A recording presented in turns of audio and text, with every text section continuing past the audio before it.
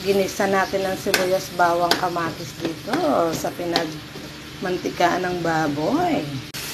Ngayon, nagisa-gisa mo na. Lagay mo na ang baboy. Bango. Mix mo na lahat. Bango. Lagay na natin ang kalabaza.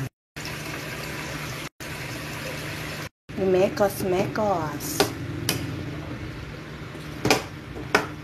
Let's shimmer. Pwede nang ilagay ang bulaklak at talong. Bulaklak ng kalabasa pala at talong. Salukin mo at imikos mo.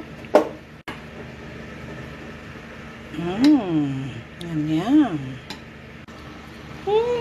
Ang bango-bango. Yan.